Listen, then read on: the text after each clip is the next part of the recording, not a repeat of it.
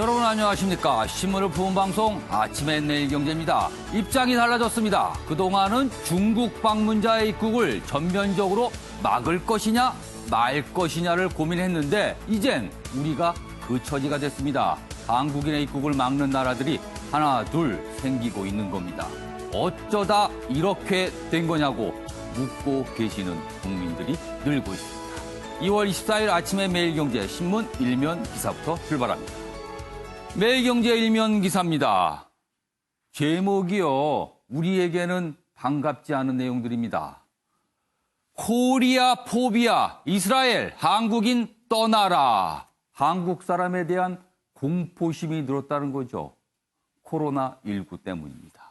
여기 보시면요. 사진부터 좀 봐주시기 바랍니다. 어제 밤 모습인데요. 한국 분들입니다. 이스라엘에서 오는 겁니다. 이분들 하루 전에 한국을 떠나 이스라엘로 갔습니다. 그러나 이스라엘 입국도 못하고 쫓겨왔습니다. 되돌아온 한국 여행객들, 이런 모습이었습니다. 내용 보겠습니다. 여기에 더해서요. 네타냐후 이스라엘 총리 어제 긴급회의를 주재했는데 이런 지시를 했다고 합니다. 현지에 머물고 있는 한국 관광객 1,600명 바로 떠나라. 이런 취지의 얘기를 했답니다. 정말 어떻게 된 겁니까, 이렇게. 그리고요, 미국, 대만 등 한국 여행 경보 상향했고요. 주의하라는 거죠. 그러니까 한국에 갈 경우에 14개국 한국인 입국 제한을 하고 있습니다. 이번엔 조선일보 보겠습니다. 주말 새 확진 3배로 폭증했다. 문재인 대통령 이제야 심각 단계로 상향을 했죠. 뭔가 좀 더 적극적으로 하겠다는 의지지만 왜 지금 했는가? 이런 질문도 나오고 있습니다. 울산, 세종, 강원도 확진자 속출, 전국 광역자치단체 17곳 모두 확진자가 나왔습니다. 사망은 4명 늘어서 6명이 됐고요. 부모와 대구를 다녀온 16개월 여아도 감염이 됐습니다. 자, 문재인 대통령 신천지 집단 감염 사태로 전혀 다른 상황이 됐다. 며칠이 중요한 고비다. 어제 이런 입장을 밝혔습니다. 다음은 동아일보 보겠습니다. 위기경보 심각으로 격상했습니다. 자, 그러면 어떻게 되는 걸까요? 어제 처음 나온 조치가 있습니다. 모든 학교 개학을 연기했습니다. 자, 코로나 주말 사이에 확진이 폭증을 하고 있습니다. 지금 신문에 따라서 다르지만 600명을 좀 넘어섰습니다. 확진자가요. 신종플루 이후 11년 만에 최고 단계인 심각 단계로 올린 겁니다. 총리가 직접 지휘하는 중대본 설치 어제 됐습니다. 마지막으로 세계일보 확인해 보겠습니다. 기사가 이쪽에 있습니다. 지금 4월이면 총선이죠? 그러나 지금 코로나19 때문에 선거운동 제대로 안 되고 있습니다. 총선 변수가 된 코로나, 여야 전략 수정 고심하고 있다. D-50. 여당으로서는 지금 민심을 달래기, 야당은 심판론 이렇게 주장하고 있죠. 그리고요, 정치권 일각에서는요, 총선 연기해야 되는 거 아니냐, 이런 주장들이 조금씩 나오고 있습니다. 자, 지금까지 일면기사 짚어봤고요. 오늘도 4분 패널 나오셨는데요. 한 분씩 소개해드리겠습니다. 먼저 김상일 시사평론가 자리하셨고요. 그 옆에는요. 최경철 매일신문 편집위원 나오셨습니다. 그리고요. 이재진 세한대 초빙 교수도 나오셨고요. 오늘 특별히 전문가 한 분 모셨는데요. 천은미 이대 목동병원 호흡기내과 교수도 나오셨습니다. 안녕하세요. 안녕하세요.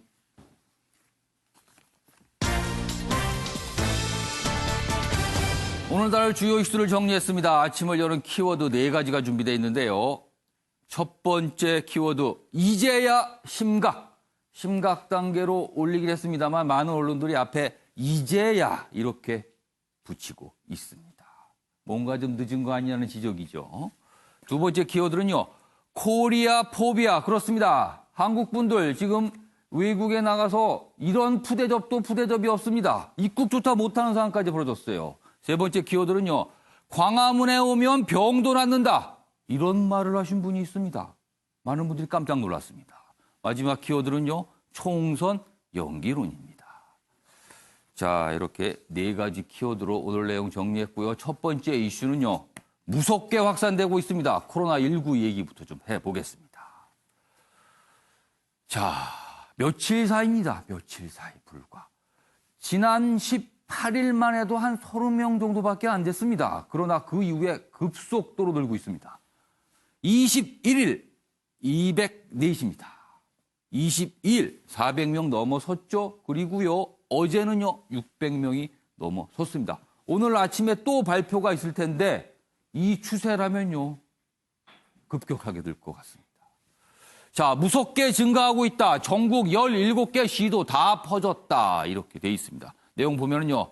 공포의 주말 안전지대는 없다. 그동안 청정지역으로 알려졌죠. 강원 확진자 나왔습니다. 세종도 뚫렸다. 그리고요. 확진자 대부분이 대구, 경북 방문 집중되고 있습니다. 신천지 다녀온 춘천 거주 30대 등도 포함이 됐고요. 지금 이렇다 보니까 뭐 국내 항공사들 대구 항공편 축소하고 있다. 이런 얘기까지 나오고 있습니다. 다음 기사 하나 보겠습니다. 어제 상황을 이렇게 지적하고 있군요. 의료계의 경고를 무시하더니 뒤늦은 심각 뒷북 대응이다. 그동안 경고가 계속 있었는데 왜 받아들이지 않았는가라고 묻고 있습니다. 정부 대외 이미지 하락 우려하다가 전국 확진자 쏟아지자 결국은 심각 단계로 상향했습니다. 지금까지는 경계 단계였죠. 자, 그럼 여기서요. 어제 문재인 대통령의 입장 발표가 있었습니다. 확인해 보겠습니다. 정부와 지자체, 방역 당국과 의료진, 나아가 지역 주민과 전 국민이 혼연일체가 되어 총력 대응해야 하는 중차대한 시점입니다. 이에 정부는 감염병 전문가들의 권고에 따라 위기 경보를 최고 단계인 심각 단계로 올려 대응 체계를 대폭 강화해 나가겠습니다.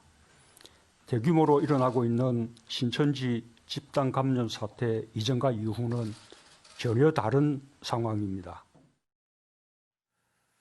자, 지금 이런 감염병이 생겼을 때 정부가 대응하는 태도가 4단계가 있는데 지금까지는 세 번째로 높은 경계였습니다. 그런데 어제를 기점으로 심각으로 올려갔거든요. 자, 천은미 교수님. 심각 단계로 높인 이유가 있을 겁니다. 좀 분석 좀 해주시죠. 네, 3일 사이에 하루 200명씩 지금 환자 수가 증가하고 있습니다. 특히 대구 경북 지역을 중심으로 지역사회 전파가 되고 있고 이 지역에서 전국적으로 확산을 하고 있습니다. 이러다 보니 대구 경북 지역을 효율적으로 지역사회 전파를 막기 위해서는 좀 더 심각 단계를 올려서 정부 각 부처의 역할을 확실하게 해서 지역사회 전파를 막기 위한 조처로 생각합니다. 그렇다면은 그동안은 특정 지역으로 정도만 확산이 되고 있다라고 봤지만 지금 이제 전국적으로 퍼지고 있다. 이제 더 이상 손쓸 방법이 만만치가 않다. 이거를 정부가 인정한 셈인데 그러면은 심각 단계로 상향을 할 경우에 상향했습니다. 그렇다면 무엇이 구체적으로 달라지는 겁니까? 네, 우선은 총리 산하로 보건복지부 장관과 행정안전부 장관이 부처 모든 장관을 총괄할 수 있고요. 지자체를 통해서 지원을 할 수가 있습니다. 벌써 이제 학교 휴교령이라든지 계약을 연기하는 그런 조치를 할 수 있고 또 항공기의 운항 횟수를 조절할 수 있고 대중교통도 이동을 제한할 수 있습니다. 특히 의료진을 급파할 수 있고 격리병상이라든지 병원을 신설하거나 지정을 할 수가 있습니다. 네, 또 대구 지역을 다녀오신 분들에 대해서 일정 기간 집에서 자가격리와 같은 그런 행동 수칙을 지정할 수가 있습니다. 그래서 전체적으로 이동 제한과 함께 필요한 어떤 의료진의 그런 조절 같은 것도 할 수 있는 것이 이런 심각 단계에서 할 수 있는 법이 되겠습니다. 사실 지금 많은 분들이 걱정하는 거는요. 많은 사람들이 모이는 것을 지금 걱정하고 있거든요. 그렇다면 심각 단계가 됐을 경우에 지금 됐는데요. 이 단계에서는 그런 행사 같은 걸 강제로 열지 못하게도 할 수 있습니까? 네, 집단 그런 행사 같은 거는 강제성을 좀 띄고 제한을 시킬 수 있습니다. 그 심각 단계라는 건 정부가 적극적으로 개입할 수 있는 어떤 보장을 하는 장치가 되는 거군요. 자, 김상일 평론가. 네. 심각 단계 그리고 경계 단계, 심각 단계요. 경계 단계로는 제가 알기까지는요. 외부에서 들어오는 어떤 감염을 막는 데 주력을 한다면 심각은 이제는 막는 거는 쉽지가 않으니 빨리 치료를 하자. 그러니까 피해를 최소화하자. 이런 방향으로 알고 있거든요. 그렇죠. 그렇다면요. 네. 심각 단계로 올랐다는 거는 사실상 지금까지 방역이 실패했다라는 걸 인정한 셈입니까? 어떻게 보세요? 그러니까 현실만 보면 예. 뭐 지역 사회 전파를 못 막은 거는 사실 아니겠습니까? 예. 그러니까 뭐 규정하는 사람에 따라 조금 강도는 다르겠지만 일단 뭐 실패했다 이렇게 예. 보는 게 1차적으로는 실패했다 이렇게 보는 게 맞을 것 같고요. 네. 그리고 2월 10일 이후에 그 확진자가 한 뭐 6, 7일 증가가 되지 않아서 예. 예. 그걸 보고 그때 이제 진단 키트도 막 보급이 되고 예. 그래서 확진자 수는 이제 검진자 수는 늘어났는데 예. 확진자 수는 늘지 않기 때문에 그렇죠. 이게 안정화되는 거 아니냐 이런 예. 생각을 했을 법하지만 그래, 그 그럼에도 당시에 불구하고 사실 그래서 무슨 이제는 종식이 뭐 얼마 남지 않았다 이런 얘기까지 나왔어요. 그러니까요. 그래서 그럼에도 불구하고 예. 캠페인을 너무 빨리 터뜨렸다. 어. 책임자들은 항상 예. 가장 보수적으로 모든 것을 판단해야 그 책임을 다할 수 있다. 이런 걸 다시 한번 느끼게 해주는 상황입니다. 사실 뭐 방역 실패를 했는가 아닌가 뭐 이것도 나중에 이제 책임 문제이기 때문에 중요하긴 하지만요. 지금 중요한 거는요. 터지는 걸 막고요. 빨리 치료하고 이런 겁니다. 지금요. 자, 관련 기사 이어가 보겠는데요. 다음 기사 보겠습니다. 이런 일도 있었습니다. 김포에서 16개월 여아 최연소 확진을 받았습니다. 16개월. 이 정도면은 굉장히 드문 경우가 아닌가. 그리고 다른 나라의 경우도 이렇게 어린 경우에 확진되는 경우 이거 쉽지 않다. 보기 드물다. 이런 얘기 나오고 있거든요. 아동 감염 우려도 현실로 나타났습니다. 여기 보시면 대구의 한 호텔에서 열린 결혼식을 부모와 함께 다녀온 겁니다. 확진자 부부의 딸까지 감염이 됐습니다. 이걸로 어떻게 과연 봐야 되는가? 그 다음 기사도 있습니다. 보시죠. 자, 이번에는요. 지금까지 사망자가 6명이 나왔는데요. 이런 내용입니다. 박강 나들이 기분 좋다던 50대 부산 후송 2시간 만에 숨졌습니다. 그러니까요. 뭔가 굉장히 빠르다라는 거죠, 지금요. 그리고 확진자 갑자기 증세 악화 잇따라 대남병원 환자 구급차에서 악화됐다. 그리고 경주 사망 40대도 전날까지 야근을 했답니다. 동료들 기침만 조금 했을 뿐인데 이런 설명이 있었어요. 그러나 숨졌습니다. 이런 일 때문에 더 불안하게 만드는 거죠, 지금 상황이요. 자, 이 얘기도 좀 질문을 천은미 교수님께 좀 드릴게요. 사망자가 벌써 6명이 나왔습니다. 네. 치사율이 생각보다 높은 거 아닌가? 이런 걱정이 좀 나오고 있어요. 이건 어떻게 좀 봐야 되나요? 28번 때까지는 저희가 예. 뭐 사망자가 없었고 아주 잘 조절이 됐습니다. 그 이유는 예. 환자 수가 작았기 때문에 적극적으로 초기의 치료가 가능했던 거죠. 예. 근데 환자 수가 폭발적으로 늘어나고 있고 또 지금 사망자가 나오신 곳이 정신과 질환이 있던 환자들이 대부분입니다. 그 예. 말은 이 코로나19에 대한 감염이 의심이 되지 않았던 환자들인 거죠. 31번 환자를 역학조사를 하다 보니까 예. 병원이 지정이 됐고 예. 그 병원이 또 정신과 질환 병동이었던 겁니다. 예. 이 정신과 질환 병동은 오랜 기간 환자들이 거기에서 예. 폐쇄된 공간에서 예. 치료를 받고 있고 예. 그러다 보니 면역이 떨어지면서 기저질환을 대부분 가지고 계십니다. 그리고 코로나19가 확진되기 전까지는 일반 기관지염이나 감기나 폐렴으로 생각하시고 예. 일반적인 치료를 하셨을 거기 때문에 코로나19의 특징이 초기에는 감기처럼 살짝 오지만 어느 시기가 되면 급격하게 나빠져서 예. 사망하시게 됩니다. 예. 특히 이분들은 한 일주일 전부터 다들 열감이나 그런 어떤 증상이 예. 좀 있었지만 그냥 단순하게 감기나 그런 열감이 있는 정도로 생각을 하셨던 것 같아요. 예. 그래서 아직까지는 그쪽에서 사망자들이 나오셨기 때문에 전국적인 통계를 생각하면 아직 1% 정도 되시기 때문에 예. 조금 뭐 어렵지 않다고 생각하실 수 있지만 앞으로 예. 환자가 폭발적으로 늘어나다 보면 의료계의 수용이 어렵기 때문에 예. 이런 치사율이 높아질 수가 있습니다. 그래서 지금 중요한 것은 경증 환자와 중증 환자를 분류를 해서 의료 체계를 이원화해서 치료하는 것이 매우 중요합니다. 그러니까 지금 나중에 뭐 의료진이 부족할 수도 있다. 그렇습니다. 이걸 대비해야 된다는 말씀인데요. 네. 지금 잠깐 청도 대남병원 얘기를 좀 하셨거든요. 근데 사실 그 병원은 사실 격리된 상태잖아요. 환자분들이. 네. 그런데 거기에서 확진자와 사망자가 잇따르고 있거든요. 그렇다면 어떻게 감염되는지 아직까지 모르는 거 아닙니까? 거기는요? 네, 지금은 감염원을 추적하지 못하고 있습니다. 예. 하지만 추측을 하건대 의료진이 먼저 감염이 돼서 감염을 시켰거나 아니면 외부 방문객에 의해서 의료진이나 환자가 감염이 됐을 확률이 높습니다. 그런데 그곳이 특수하게 폐쇄병동이다 보고 그다음에 1인실이 아니고 대부분 5인에서 한 6, 7인실에 같이 되어 있습니다. 그리고 장기간 오래 같이 생활을 하고 화장실이나 식사도 같이 하시게 되죠. 그러다 보니까 감염이 확산이 됐고 확산이 된 과정에도 이것이 코로나19란 생각을 못했기 때문에 오랫동안 방치가 됐던 문제가 있는 것 같습니다. 그럼 어떻게 보면 사실 일본에서 문제가 되고 있는 다이아몬드 프린세스호 이 크루즈선과 비슷한 상황일 수도 있다는 거네요, 지금요. 맞습니다. 그리고 지금 또 한 가지 오늘 많은 신문들이 주목하고 있는 게 최연소 확진자입니다. 16개월 여아입니다. 이런 경우는 좀 드문 경우라고 설명이 되는데 이건 어떻습니까? 네, 대부분 이제 어린아이들은 외부에 노출이 적기 때문에 발생을 적게 하는데 이 아이 같은 경우는 부모님과 같이 결혼식에 참석을 했었고요. 그 결혼식장이 31번 환자가 있었던 곳이고 거기에 이미 결혼식장에 많은 환자들이 감염이 되면서 동시에 감염이 됐던 것 같고 부부가 감염이 됐기 때문에 아이는 어머니, 아버님과 이렇게 근접하게 항상 생활을 하지 않습니까? 그래서 감염이 된 걸로 사료가 됩니다. 하지만 아주 최연소 아이들도 중국에서 보고가 일부 있고요. 그런데 다행스러운 것은 어린아이들은 어떤 이유인지 자세히 모르겠지만 면역 체계가 형성이 되면서 이런 감기 바이러스, 특히 코로나19에는 좀 강한 면이 있고요. 아직까지 전 세계적으로 10세 미만의 사망자가 없기 때문에 조기에 치료를 잘 하시게 되면 큰 문제는 없을 것으로 사료됩니다. 그러니까 나이가 어릴수록 뭔가 그렇게 조금 기능증 질환을 보이지 않는다는 거네요. 맞습니다. 그러면 그거는 천만다행입니다. 네. 자, 이런 가운데 주말 동안에 참 이 얘기 많이 들으셨을 겁니다. 신천지입니다. 신천지. 오늘 기사가 거의 쏟아졌습니다. 관련 기사가요. 보겠습니다. 신천지 우리가 최대 피해자다. 어제 입장을 냈습니다. 당초는 오늘 정도로 예정이 돼 있었는데 좀 하루 정도 빨리 입장을 내놓은 거예요. 신도 25만 명 명단은 공개 안 해. 이렇게 돼 있습니다.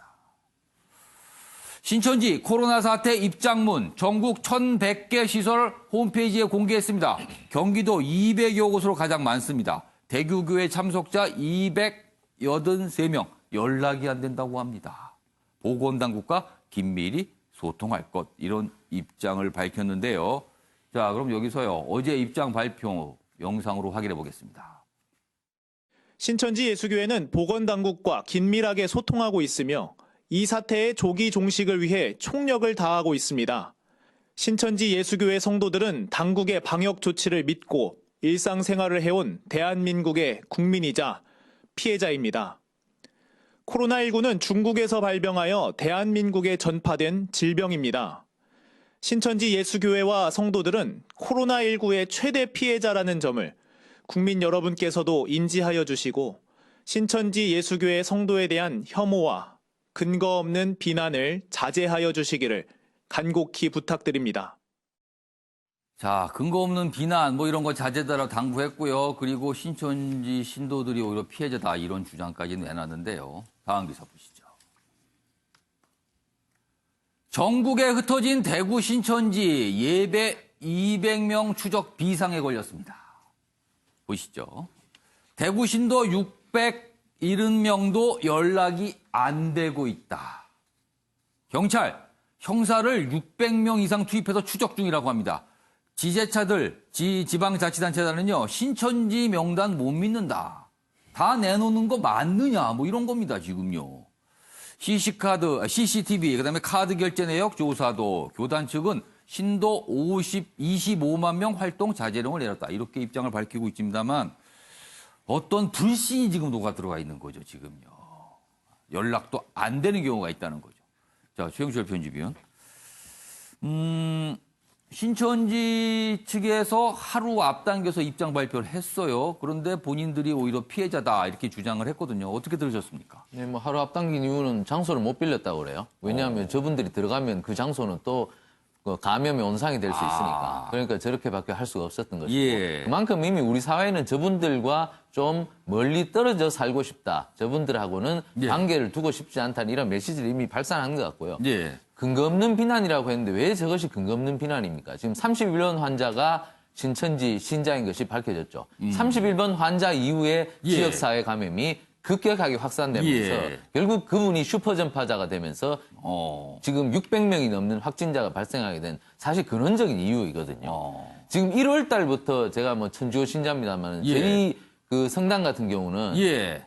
발열이 있거나 우한에 다녀오거나 이런 뭐 약간의 기미라도 있으면 예. 주일 미사를 감면한다. 예. 성당에 오지 마라. 예. 사실 저희는 성당에 안 가면 저희는 고해성사를 봐야 됩니다. 그만큼 이 성당에 간다는 것은 그 계명을 지키는 것이죠. 예. 가장 큰 계명인데 예. 이것을 지키지 않아도 된다고 할 만큼 우리 모든 종교기관들이 합심해서 이것을 한번 이겨내보자. 그리고 최근에는 아예 성당을 전부 폐쇄를 시켰습니다. 예. 미사에 나오지 마라. 예. 그만큼 종교의 사회적 책임에 대해서 많은 사람들이 그 책임성을 기억하고 있었는데 예. 신천지는 그래도 계속 예배를 받다는 거 아닙니까? 저 큰 장소에서 예. 수천 명이 모여서 예배를 예. 본다면 비말 감염이 그냥 자동적으로 되겠죠. 아. 사실 그만큼 심각성을 인정하지 못했다는 것은 신천지가 국민들에게 사과해야 됩니다. 그리고 자신들이 피해자라고 하는데 예. 가해자의 가능성이 더 큰데 그 부분에 대해서 사과하고 지금이라도 모든 신자 명단을 관계기관에 제출하고 스스로 신자들을 찾아서 예. 그 증상이 없는지 이러한 사회적 책임을 다해야 할 텐데 예. 그것을 하지 않는다면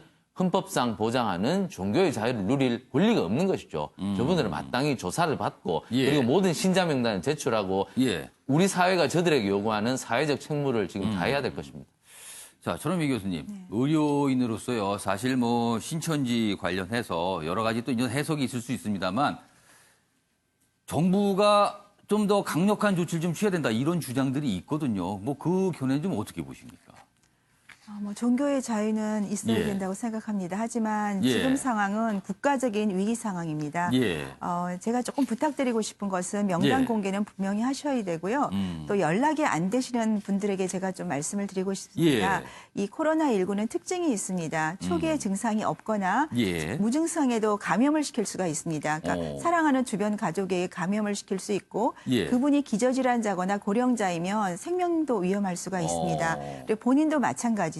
초기에는 지금 의료진이 있기 때문에 치료를 받으실 수 있지만 환자가 예. 급속히 늘어나면 병상이나 의료진 자체도 부족해서 치료를 적절히 못 받으실 수가 있습니다. 예. 또 교인들 중에는 많은 분들이 고령자이고 질환을 갖고 예. 계시기 때문에 본인을 위해서나 가족을 위해서나 꼭 연락을 하셔서 증상이 있으신 분은 치료를 받는 것이 꼭 필요하다고 생각합니다. 자, 지금 연락이 안 되고 계시는 분들 꽤 숫자가 된다고 합니다. 지금 천은미 교수님 말씀 들으셨죠? 본인을 위해서나 주변 분들을 위해서나 꼭 연락을 하셔야 된다는 겁니다. 이게 중요할 것 같습니다, 지금요. 코로나19 관련해서는요, 다음 주제도 연결이 돼 있는데요. 그 주제는 제목으로 확인해 보겠습니다. 예.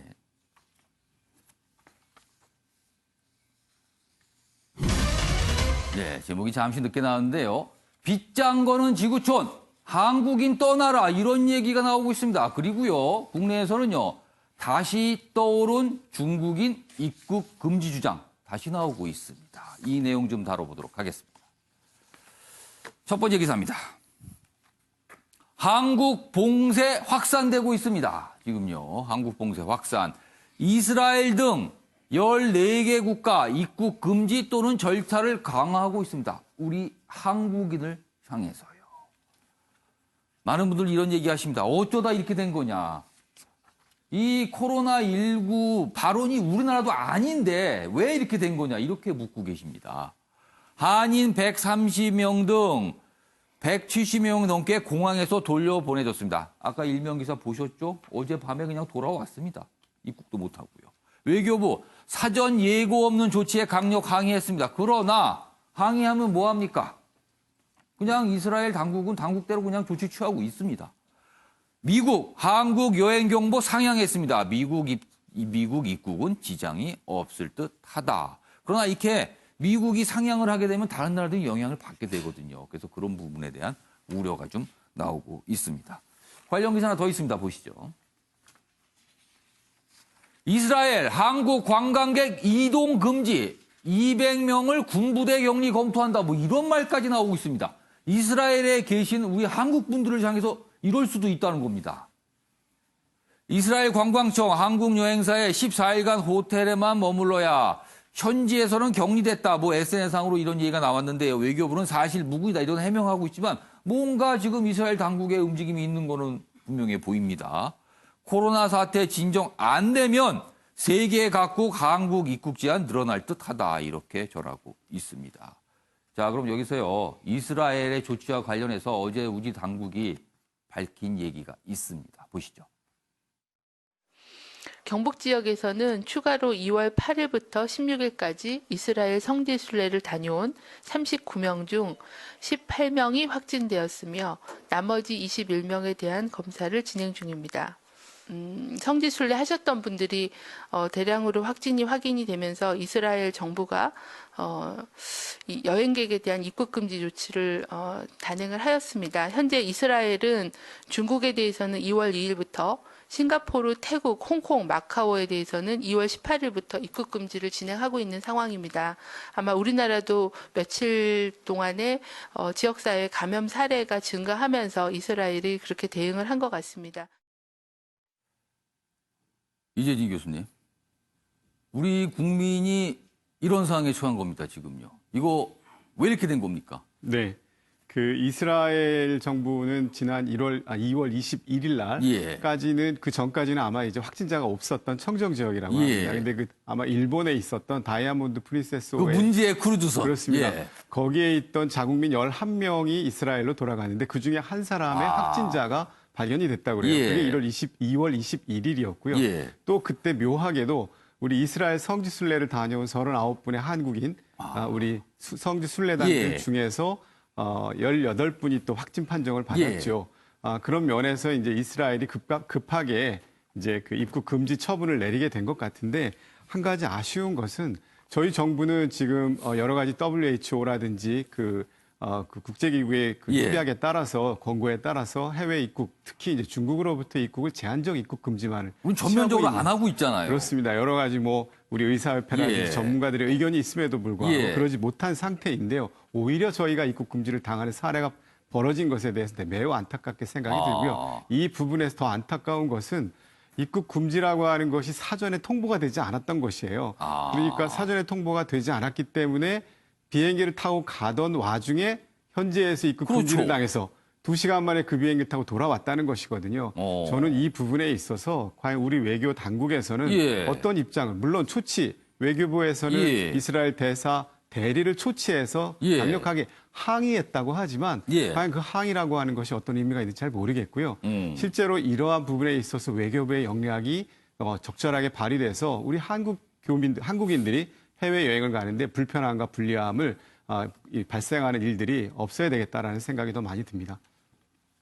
아니 원래 입국 금지나 이런 조치라면 사전에 예고를 하는 거 아닙니까? 그리고 일정한 유예 기간을 주고 언제부터 하겠다고 하는 건데 이거는 비행기가 떠났는데 입국 자체를 시키지 않은 겁니다. 이래서 이게 큰 문제가 지금 되고 있습니다.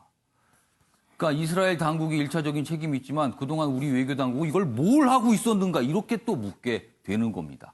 자, 이런 상황에서요. 중국으로부터 들어오는 입국자들 어떻게 할 것인가? 다시 또 얘기가 나오고 있습니다. 다음 기사 보겠습니다.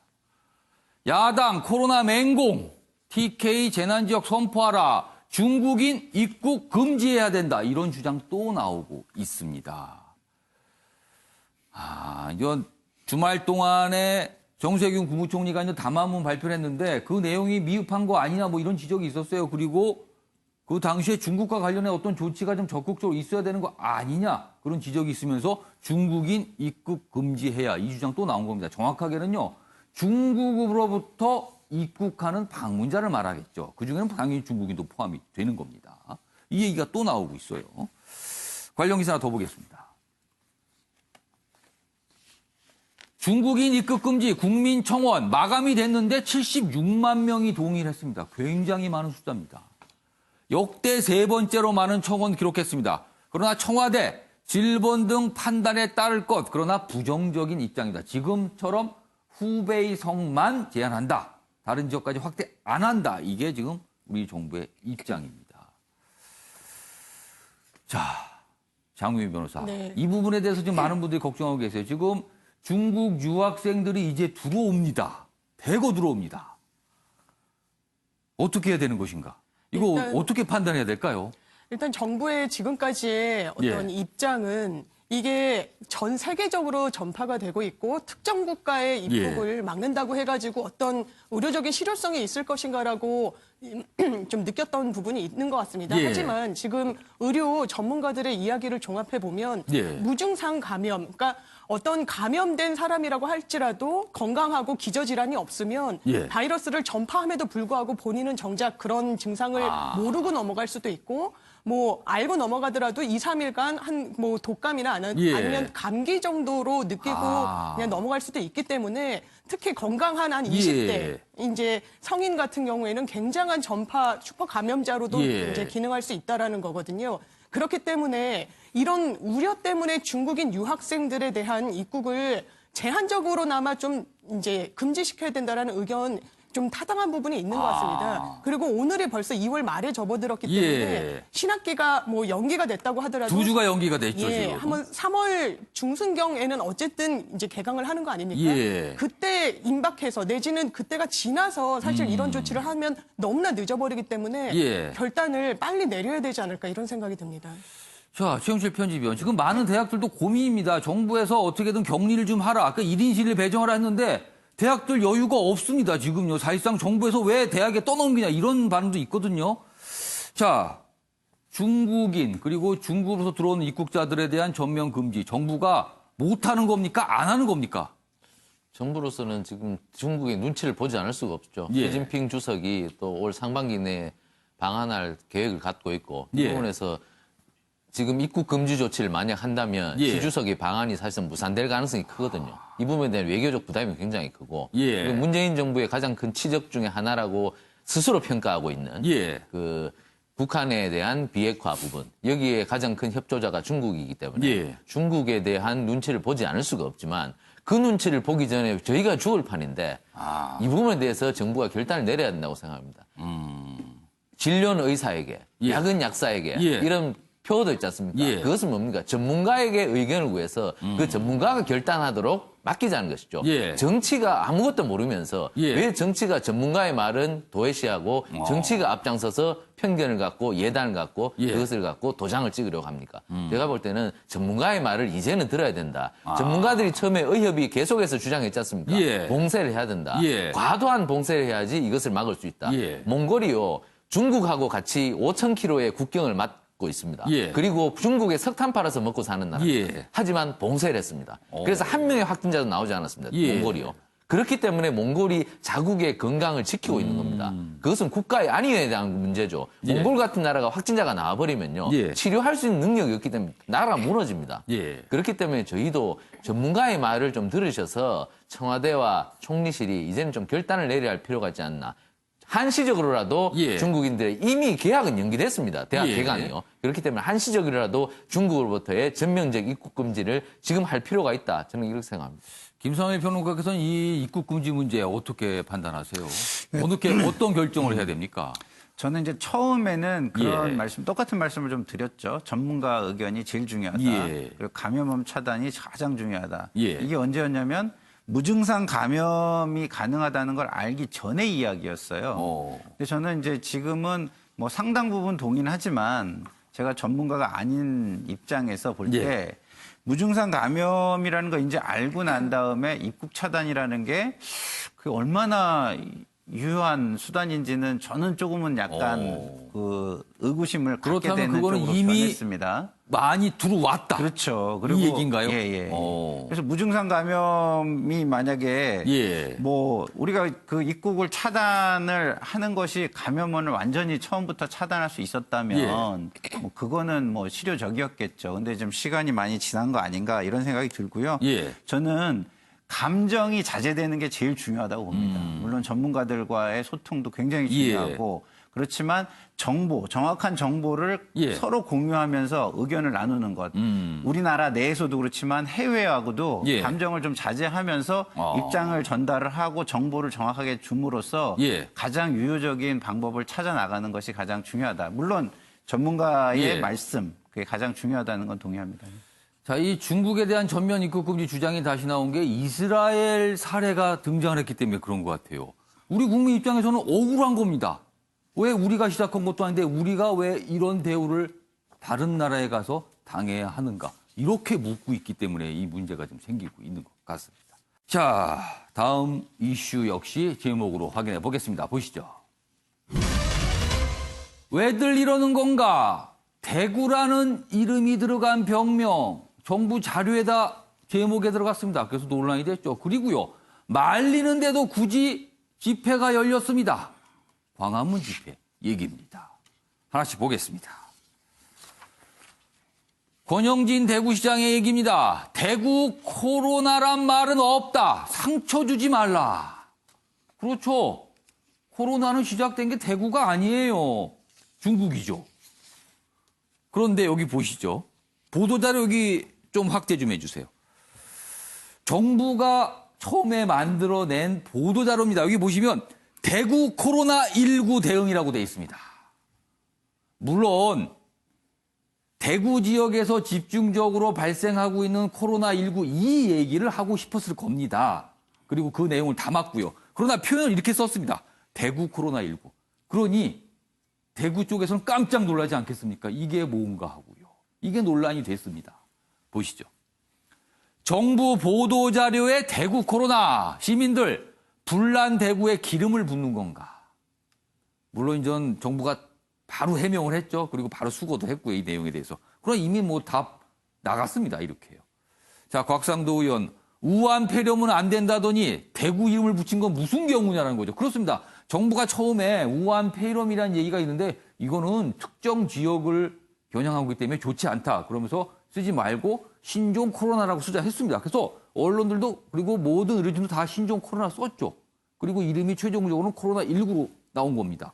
그런데 대구 코로나19라고 이렇게 보도들에 나왔으니 깜짝 놀라고 만 겁니다. 자, 그럼 여기서요. 대구시장의 어떤 한탄이 섞인 입장 발표가 있었습니다. 보시죠.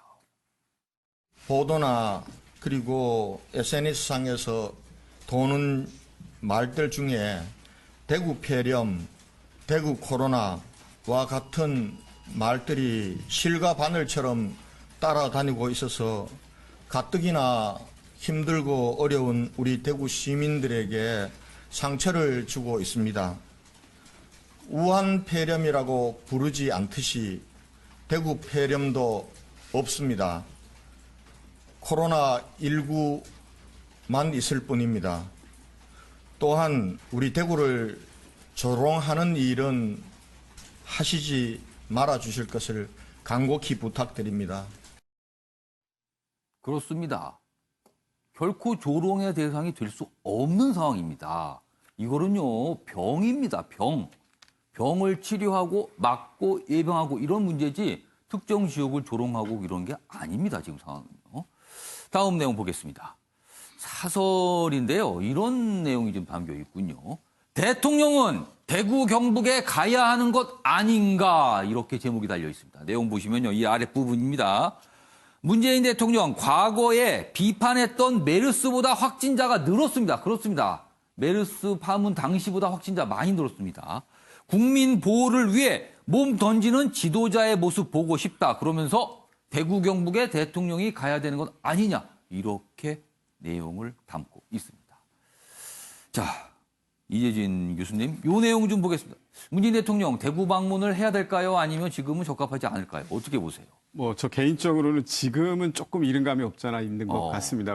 왜냐하면 대구 지역의 지금 감염병의 전파 속도가 굉장히 빠른 상태에서 그 문재인 대통령께서도 대구 지역을 방문하게 되면 그걸 또 영접하고 안내하기 위해서 의료진이라든지 또 그게 부담이 될 수도 있다. 네, 움직이기 때문에 그로 인해서 여러 가지 의료진들의 그 의료 행위에 사실은 부담이 될 수도 있고요. 지금은 조금 더 진행되는 상황들을 좀 지켜봐야 될 필요가 있겠다라는 생각이 듭니다. 잘 아시는 것처럼 2005년도 메르스 사태 때 총 186명이 확진을 받았고 그때 사망자는 39명, 38명 정도가 받았죠. 그래서 19.9%의 치사율을 보였는데요. 지금 610명 이상 그리고 오늘 오전 9시에 이제 발표를 하게 되면 그 이상의 확진자가 특히 대구 경북 지역에서 앞으로 더 많이 이렇게 나올 것으로 예상되는 시점에서는 좀 시기를 조금 더 지켜봐야 될 것 같다라는 생각이 들고요. 예. 그런 시기가 조금 지나고 나면 당연히 힘나라 되고 아까도 말씀드렸던 것처럼 특정 지역에 대해서 비난 이거는 아마 신천지 교회도 마찬가지일 겁니다. 이 신천지 교회 역시도 자기들의 정보가 유출이 됐다 그런 이야기를 하고 있거든요. 그런 지역 종교를 폄하하는 것이 아니라 정말 그 환자를 위해서 애쓰는 의료진, 환자를 위해서 관심을 갖는 성숙한 국민의식을 보여야 되는 것이 지금 시점에서 필요한 것이 아닐까 생각합니다. 장유희 변호사는 문재인 대통령의 대구 경북 지역 방문 뭐 이런 약간 주장이에요. 이 내용은 어떻게 좀 보셨어요? 저는 이런 문제 제기 그리고 이런 제안을 하는 그 취지는 10분 이해가 갑니다. 예. 왜냐하면 이 대구 코로나라고 정부 이제 보도 자료에도 쓰고 대구 민심이 싸늘하게 식어가고 어처구니 있고. 없는 실수죠. 예, 그렇습니다. 예. 그리고 대통령에 대한 어떤 뭐 원망 뭐 이런 부분이 있을 거기 때문에 대통령이 직접 가서 이 민심을 어루만져주고 실질적으로 예. 한번 접촉을 해보는 게 좋지 않겠냐라는 제안은 이제 일견 타당한 부분이 있지만 예. 이재진 교수님 말씀처럼 이게 무증상 감염 증세가 너무나 많고 대통령이 내려가는 순간 그 동선 그리고 그 감염을 또 차단하기 위한 여러 가지 어떤 실무적인 준비들 또 많은 사람들이 예. 준비를 해야 되죠. 예. 그런 부분이 더 사실 대구 경북 지역에는 부담으로 작용할 수가 있기 때문에 예. 지금은 너무 이르고 이게 잠잠해지거나 하면 어느 정도 언제든지 내려갈 수 있는 거 아니겠나 이런 생각합니다. 조금 뭐가 잠잠해지고 가라앉는 분위기에서 조금 시간을 밀어서 갈 필요는 있다. 이렇게 보시는 거네요. 네.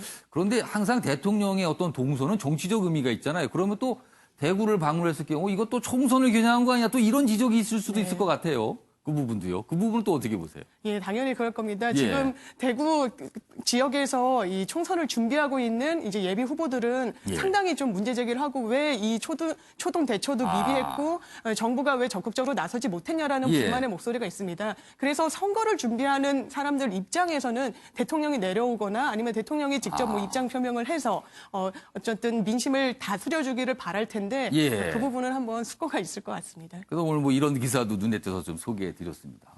다음은요. 이분 얘기 좀 해보겠습니다. 정광훈 목사입니다. 보시죠. 매일경제입니다. 이 와중에 그렇습니다. 이 기사가 이렇게 시작합니다. 이 와중에 정광훈의 궤변 광화문 오면 병도 낫는다. 뭐 광화문이 무슨 병원입니까? 뭡니까? 왜 이런 얘기가 나오는 겁니까?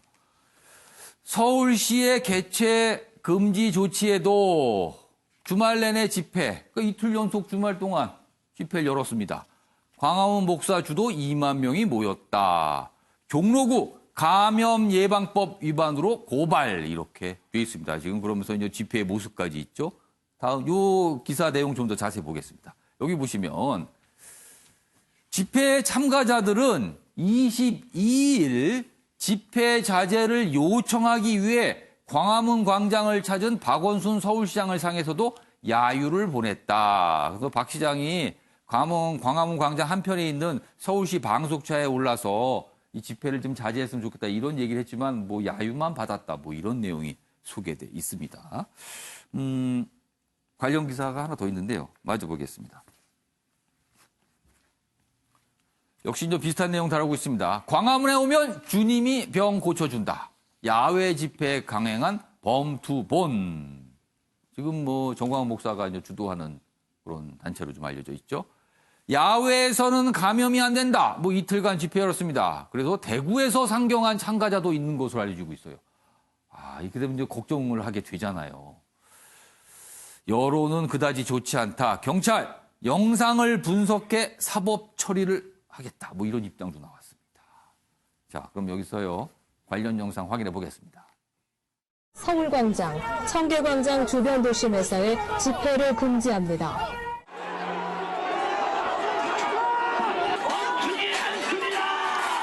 좀 조용히 해주세요. 자, 집회자 여러분, 시민 여러분,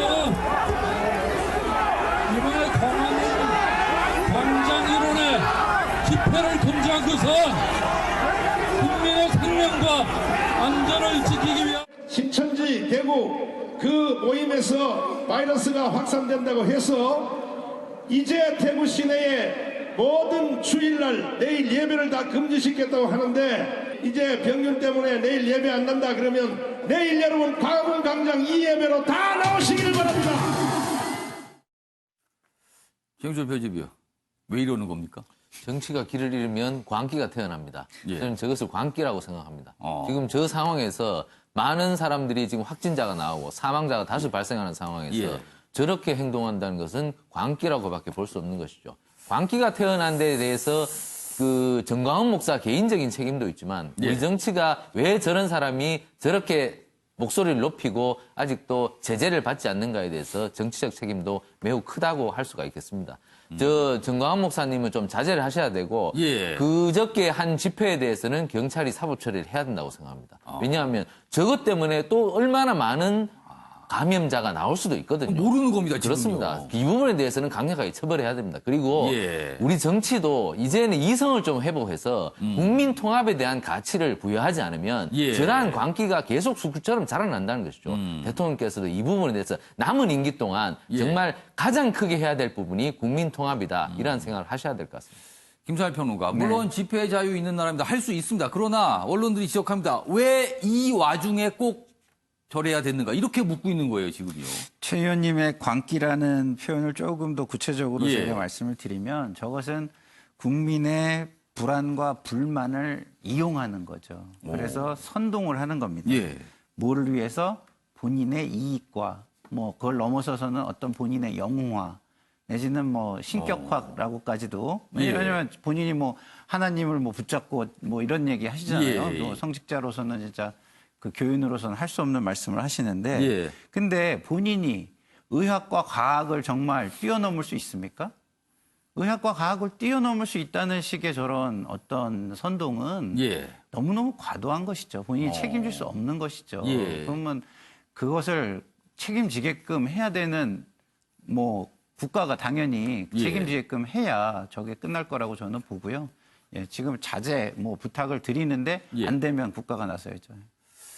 장우미 변호사, 네. 사실 무슨 뭐 처벌 얘기가 있어요. 그런데 이게 현실적으로 처벌이 어떻게 됩니까? 그러면? 실제로 감염병 예방법 제49조를 보면 집회 제한 조치를 이런 시장이나 지자체 장이 내릴 수가 있습니다. 그렇지만 이 어떤 조치를 어겼을 때에도 예. 그 벌금형에 불과한데 한 300만 원 이하 벌금형까지만 300만 원이요? 예, 그래서 그것도 최대 300만 원이네요. 예, 그렇습니다. 그래서 제가 듣기로도 그러니까 집회를 할지 말지를 사실 내부적으로 고민을 했다라고 들었습니다. 예. 하지만 300만 원이라는 것을 우리가 뭐 이게 무서워서 집회를 강행하지 않을 건 아니지 않느냐라고 내부적으로 의견이 모아졌다는 것까지 이제 확인이 되는데요. 예. 이렇게 좀 처벌이 굉장히 가볍기 때문에 이런 어떤 우려스러운 상황이 발생하는 것 같습니다. 예. 그래서 이런 부분은 사실 지자체 장으로서 어떤 감염병을 예방하기 위해서 불가결하게 내린 조치이기 때문에 예. 공무집행 방해 등 다른 실형 선고가 가능한 부분으로까지 엄중 처벌할 필요가 있고 집회는 이제 공개된 장소에서 의사표명을 한 거기 때문에 충분히 수사 당국으로서는 체증이 가능할 겁니다. 누가 언제 이 집회에 참여했는지를 분명하게 가려내서 엄정해야 다시는 이런 일이 발생하지 않지 않을까 생각합니다. 그러니까 지금 법상으로는 감염 예방법상으로는 최대 300만 원 정도에 그치지만 다른 법 적용도 가능하다 이렇게 보시는 거네요. 네, 그러면. 그렇습니다. 공무집행 방해로 의율할 수 있어 보입니다. 자, 이재진 교수님. 전체적으로 이 상황 어떻게 보세요? 저는 뭐 다 이 세 분 말씀에 다 예. 동의를 합니다. 다만 예. 한 가지 아쉬운 점은 예. 사실은 이 범국민 투쟁본부가 여기에서 집회를 하겠다라고 하는 것은 이미 예견이 되어 있었던 상황이었었고요. 이 상황과 관련돼서 이 집회와 관련된 서울시청에 있는 분들은 집회를 허가하지 않겠다라고 이야기를 하고 당일날 우리 박원순 시장이 이제 현장에 와서 집회를 금지해라라고 이렇게 이야기를 하기는 했는데 예. 사실 그 전에 행위가 저는 없었던 것이 무척 아쉽습니다. 예를 들어서 범국민 투쟁본부의 집행진과 예. 박원순 시장 간의 사전적인 미팅이나 이와 관련돼서 이런 집회는 자제하는 것이 좋겠다라고 하는 메시지를 그 전에 행사 전에 왜 하지 않았을까? 왜 하지 않고 당일날 와서 예. 저런 모습을 현장에 와서 내가 마치 이 행사를 금지하는 것과 같은 모습을 보이는 것이 약간 박원순 시장 역시도 보여주기식 행정을 했던 것 아닌가라는 생각이 들고요. 좀 더 사전에 소통이 좀 있어야 그렇습니다. 되는 거 아니냐 이런 네. 말씀이시네요. 뭐 여러 가지로 예. 그 뭐 군중을 이용했다, 또 그에 대해서 예. 공권력이 부족했다 이런 부분들에 대해서 동의를 하고 있긴 하지만 예. 지방자치제라고 하는 것이 시행된 입장에서 서울시장의 입장, 자치단체장의 입장이라고 하는 것은 예. 국민과 시민을 대변해서 그분들과 충분히 소통할 수 있는 계기를 갖고 그분들과 이야기를 하고 그리고 그분들을 설득하는 노력이 예. 있어야 하는데 그런 노력이 다 생략이 된 채로 당일날 직접 부딪히는 모습을 보였던 것, 이것은 저는 매우 부적절한 처사인 것 같다라는 주장을 드리고 싶습니다. 최규실 의원님, 네. 지금 상태로 하면 이번 주말에 또 열리는 거 아닙니까? 계속할 것 같아요. 왜냐하면 저분은 고집이 워낙 세기 때문에 저번에 고집을 꺾을 사람은 없을 것 같고 그리고 경찰이 굉장히 미온적이에요. 과거 같으면 불법 집회 같으면 사전에 모든 뭐 시설물들을 철거를 하고 이런 부분을 했을 텐데 지금 저렇게 경찰이 강하게 나갔을 경우에는 오히려 더 역효과를 부른다는 경찰 스스로의 정치적 판단이 있는 것 같아요. 그렇기 때문에 사전에 그러한 정치적 판단하에서 저 집회를 사실상 뭐 사전에 봉쇄하고 싶은 생각이 별로 없는 것 같습니다. 그렇기 때문에 정광훈 목사는 저것을 아는 거죠. 그러니까 계속 하는 건데 이 악순환이 계속 반복될 겁니다. 아마 총선이 끝나고도 그렇고 다음 대선까지는 계속 이렇게 갈 겁니다. 이 부분에 대해서 그럼 누가 해결할 것인지 저분들이 집회에 대해서 스스로 숫자가 적어서 못하도록 만드는 것이 바로 정치권의 책임 아니겠습니까? 결국 그 역할밖에 할 수 없다. 그렇죠. 참가하시는 분이 없으면 저절로 집회가 안 열리는 겁니다. 정치가 잘 돌아가는구나. 저기 나갈 필요 없구나. 내가 미워하는 사람 없구나. 이러한 인식을 국민들이 가졌을 때 저기 나갈 사람은 하나도 없다는 것이죠. 그렇기 때문에 이것을 정치가 풀어야 된다. 총선 이후에 정치가 좀 회복된다면 저러한 집회는 스스로 저거지라고 저는 생각합니다. 뭐 괴롭다라고 또 이렇게 토로하시는 분들이 있더군요. 보시죠. 유권자 만나는 선거운동 거의 중단. 그렇습니다. 이 코로나19 파문이 정치권, 지금 총선 얼마 안 남았는데요. 여기에까지 좀 파장이 가고 있습니다. 사람을 만날 수가 없다는 겁니다. 요즘 같아서 누가 악수하자 그러면 반갑지 않습니다. 그리고 얼굴 마주보고 얘기하는 것도 부담스럽습니다. 그러니까 선거운동 할 수 없다. 이런 얘기가 나옵니다. 자, 이낙연 유튜브 채널 ETV 시작. 그러니까 이 유권자들 만나기가 쉽지 않으니까 다른 방법을 찾고 있는 거죠. 황교안 시장 방문 않고 온라인 예배다. 정치 신인들은 얼굴 알리기 더 불리졌다. 기존의 현역 국회의원들이야 이미 얼굴이 어느 정도 알려지고 인도가 있으니까 굳이 안 해도 된다지만 정치 신인들은 사람들이 잘 모르거든요. 얼굴 알리기 점점 더 어려지고 있다. 이런 얘기입니다. 일각에선 총선 연기해야 되는 거 아니냐. 이 상태로 총선 정상적으로 할 수 있는가. 이런 의문 제기도 하고 있습니다. 관련 기사 하나 더 있습니다. 보시죠. 역대 선거에서 연기된 사례는 없다고 합니다. 지금 총선 연기론이 뭐 조금씩 나오고 있는데요. 과거 사례를 보니까 연기된 적이 없다. 그러니까 하다못해 무슨 전쟁이 있는 상황에도 선거는 했다. 뭐 이런 거예요. 그러나 지금 상태라면 투표율은 하락할 듯하다. 그렇죠. 많은 분들이 밖에 잘 안 나오시니까요. 코로나 확산, 총선 연기 가능할까? 지금 선거 관련 법이 있습니다. 선거 관련이 공직선거법 196조 1항에 규정이 돼 있는데 천재지변 등 기타 부득이한 사유 때는 대통령의 결정으로 연기를 할 수가 있습니다. 법은 있습니다. 그런데 지금 과연 지금 상황이 그때인가 또 해석의 문제가 있죠. 여야 유세 자제하고 있고요. 총선 연기 언급은 조심하고 있다. 청와대 검토된 바 없다. 연기 가능성 일단 일축하고 있는 상황입니다. 요 얘기 좀 해볼게요. 요 얘기 좀. 김상일 평론가. 네. 총선 연기 필요하다고 보세요? 아니면 이거는 그렇게까지 갈 필요는 없다고 보세요? 글쎄 상황을 좀 더 지켜봐야 되겠지만 이게 뭐 굉장히 상황이 심각해지면은 연기할 수도 있겠죠. 그러나 섭불리 정치권에서 얘기하기는 어려울 겁니다. 왜냐하면 정치적 역풍이 있을 수 있기 때문에. 이것도 서로 유불리 계산도 또 하게 되잖아요. 당연히 그럼요. 하게 되죠. 예. 그런데 이제 저는 만약에 안 하는 것을 만약에 생각을 한다면 다른 방법들을 좀 더 적극적으로 개발해야 된다고 봐요. 예를 들어서 지금 가장 중요한 게 유권자의 권리를 보호하는 거 아니겠습니까? 유권자가 잘 알고 투표를 해야 되니까. 그러니까 알 권리, 투표할 권리 이 두 개를 어떻게 보호해 줄 것이냐 이런 건데 알 권리 부분은 예를 들어서 지금 저희처럼 이렇게 TV에 나와서 이야기를 할 수 있게 정치 신인들과 뭐 하는 TV 토론을 좀 더 강제적으로 하는 숫자를 늘려준다거나 하는 방식으로 하면 뭐 현장에 나가서 알리는 것보다 그게 훨씬 더 효율적일 수 있어요. 그런 게 있고요. 그다음에 투표 부분도 그 방역이 되는 방식을 좀 더 개발을 해가지고 뭐 현장으로 뭐 이렇게 꼭 이렇게 나오는 것들이 밀집되지 않게 분포를 좀 나눈다거나 여러 가지 방식을 만들 수 있다면 뭐 그 역시도 적극적으로 고민해야 된다. 그러면 굳이 연기까지는 안 할 수도 있지 않을까 이렇게 생각합니다. 그러고 보니까 올해 총선에는 그 투표장에서 발열 검사도 할 수 있겠네요. 보니까 들어오신 분들 다 측정해서 혹시라도 또 뭔가 증상이 있으신 분은 좀 다른 방법을 찾게 해주는가 이럴 수도 있을 것 같습니다.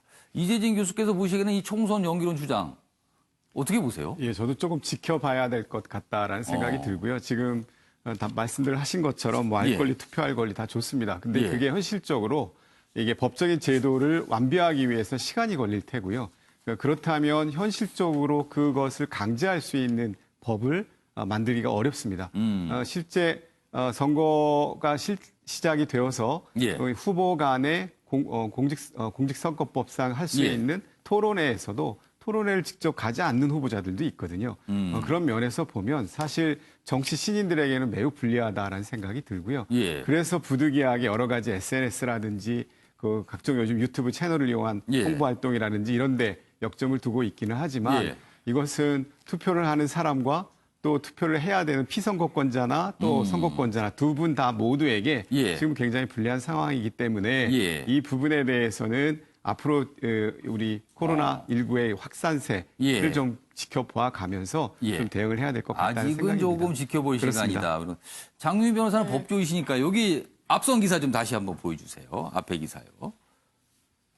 여기 보시면 이제 법조항 얘기가 좀 있거든요. 여기 보면 공직선거법 196조 1항 내용이 이렇습니다. 천재지변 등 기타 부득이한 사유가 있다고 판단될 때는 대통령이 선거 연기를 결정할 수 있다. 이겁니다. 법조인이 보시기에 지금 사항이 천재지변 등 기타 사항에 해당된다고 보세요? 아직은 아니라고 보세요? 아직은 아니라고 봅니다. 저희가 이제 판례 태도를 보더라도 천재지변을 굉장히 좀 협소하게 협의의 의미로 또 판시하고 있는 경향이 또 있기도 하고 아마 천재지변이라 하면 이 선거법에서 말할 때 선거 자체를 재난이나 재해로 치를 수 없을 정도의 상황. 그리고 뭐 감염자가 너무나 기하급수적으로 늘어서 투표 인원으로서 인원이 유의미하게 감소했다든지 이렇게 투표 자체에 굉장히 영향을 미치는 이런 상황을 아마 이 연기까지 가능한 이 천재지변으로 보지 않을까 싶고요. 그렇기 때문에 천재지변과 기타 부득이한 사유 지금 현 상황은 그렇다고 보기는 좀 어려워 보이지만 앞으로 아까 말씀드린 대로 너무나 이 그 감염자가 늘거나 하면 이 부분 그리고 이 발열 체크를 했을 때 발열 증세가 있는 사람을 투표를 못하게 한다는 제한 조치가 있으면 그것도 선거권을 굉장히 좀 침해하는 부분이 있을 수 있기 때문에 그런 경우에까지 이제 이르게 된다면 그렇다면 그때는 입법부의 공백을 어떤 불사하고서라도 선거를 늦출 수밖에 없지 않을까 이런 생각은 듭니다. 최윤철 편집위원, 정치 시인들 입장에서는요, 사실 요즘에 길에서 마스크를 쓰지 않은 테 어떤 상대방한테 말을 거는 건 굉장한 신뢰가 되거든요. 그럼 본인은 얼굴을 알려야 되는데 마스크를 쓰고 누구한테 얘기해야 되는 거예요. 정치 시인들 입장에서 정말 답답하겠습니다. 그러니까 잔치를 앞두고 굉장히 힘든 잔치 준비를 하고 있는 거죠. 그러니까 정치 시인들 입장에서는 정말 최악의 선거입니다. 그래서 뭐 유튜브를 동원한다, 뭐 다른 SNS를 동원해서 그렇게 아주 뭐 눈물 나는 선거전을 하고 있지만 지금 아무도 봐주지를 않고 있는 거죠. 그러면 정치 시인은 최악이면은 현역 국회의원들은 오히려 좀 나은 겁니까? 한편이죠. 그러니까 사실 뭐 지금 그 민주당도 그러하고 미래통합당도 그러하고 아주 뭐 물갈이 공천에 대해서 많은 국민들에게 이 부분에 대해서 아주 자랑을 많이 하고 있지만 물갈이 공천을 한들 국민들이 지금 봐주지를 않는다는 것이죠. 이런 부분에서 정치가 지금 감동을 주는 기회를 박탈당하고 있다. 빨리 이번 사태가 감염병 사태가 빨리 진정이 되어야지 제대로 된 정치판이 돌아가고 그리고 이 정치가 정말 많은 신인들이 들어오고 국민들에게 꿈을 주는 선거판을 만들 수 있을 것인데 이 감염병이 정말 3월 중순까지 가버린다면 이번 총선은 정말 역대 최악의 총선이 될 가능성이 있다.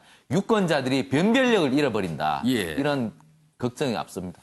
사실 예년에 총선에서 요맘때쯤 지금쯤이 되면요. 총선 관련 얘기가 참 많이 나옵니다. 그리고 후보자에 관한 얘기도 많이 나오는데 지금은요. 코로나19가 모든 걸 다 빨아들이고 있는 상황이라서 총선을 치르긴 치러야 되는데 각 정당 고민들이 많거든요.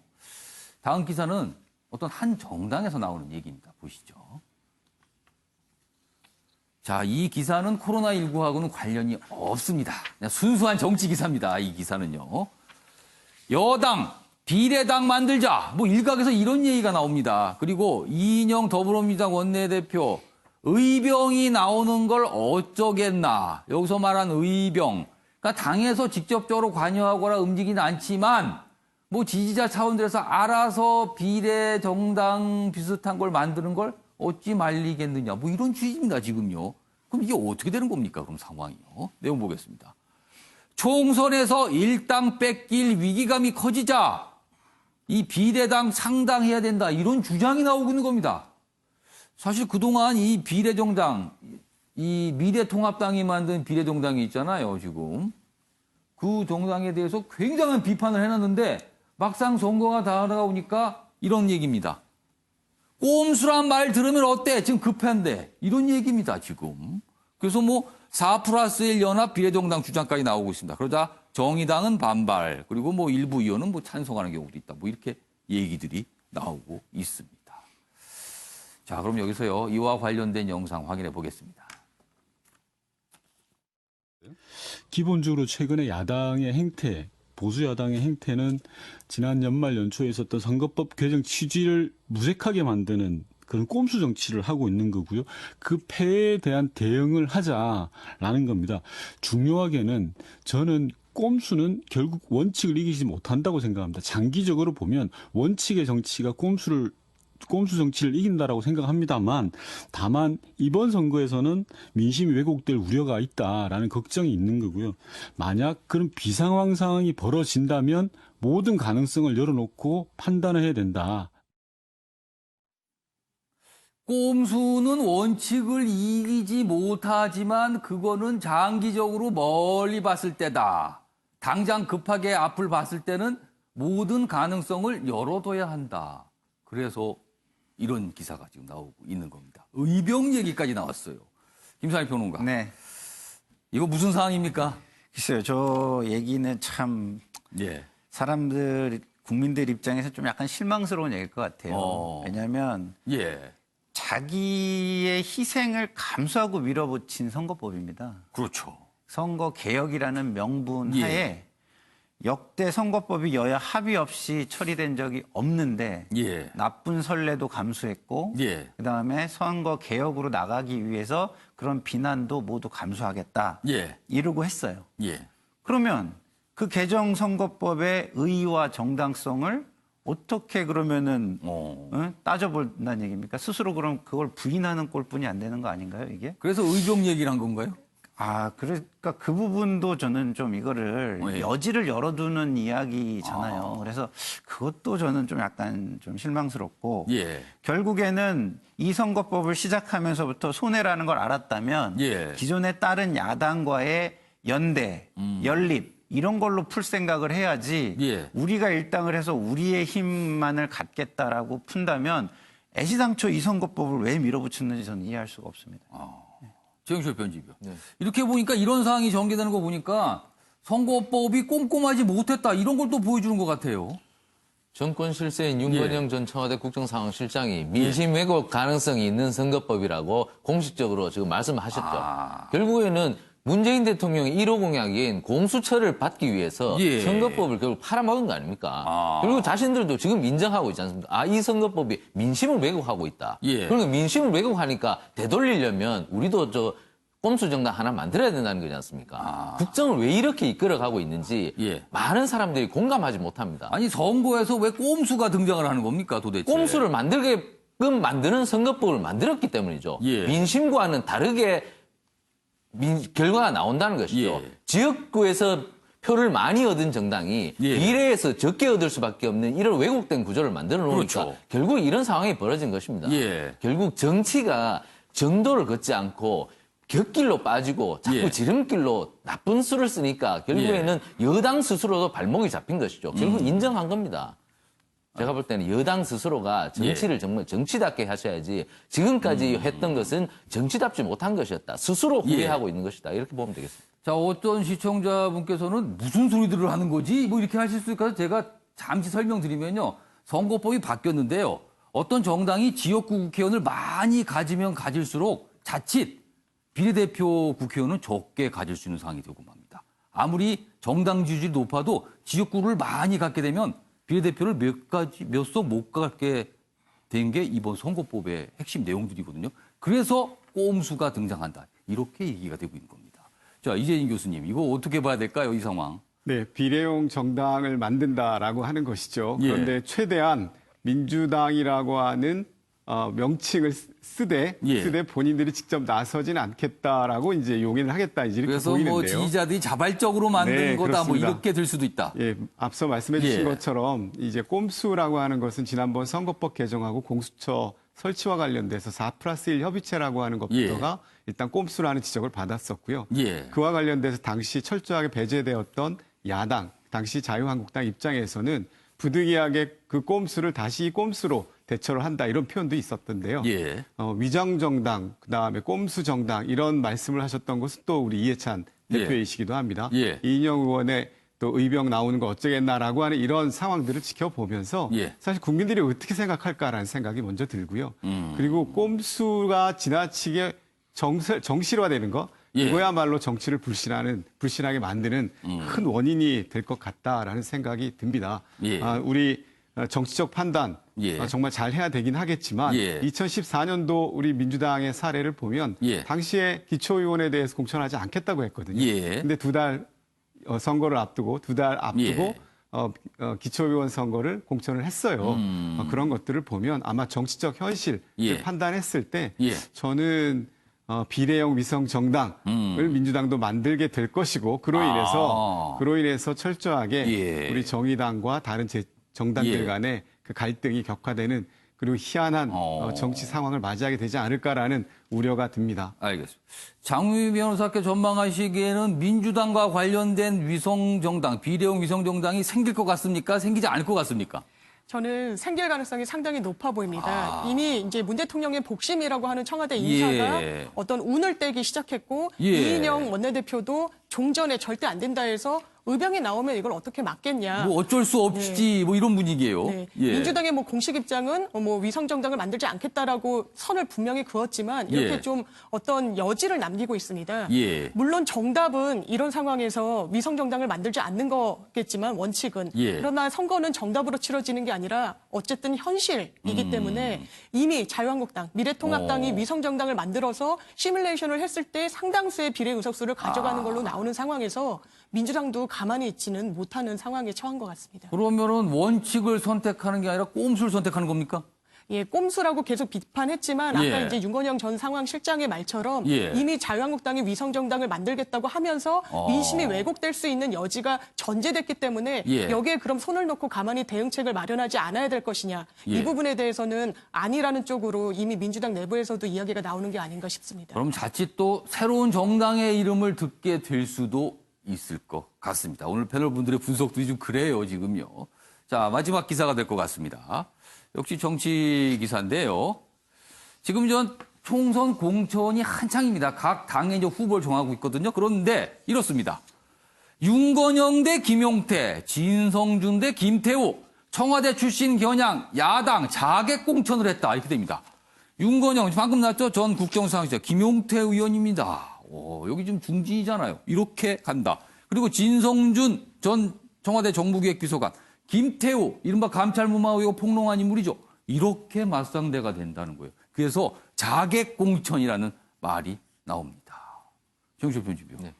이러면은 이게 총선에 어떤 영향을 주는 겁니까? 이번 총선은 제1야당 입장에서는 문재인 정부 심판론으로 가는 거죠. 문재인 정부라고 넓게 갈 것도 없고 문재인 대통령 심판론으로 가고 있습니다. 그렇기 때문에 문재인 대통령을 집중적으로 공격하는 프레임을 짜고 있죠.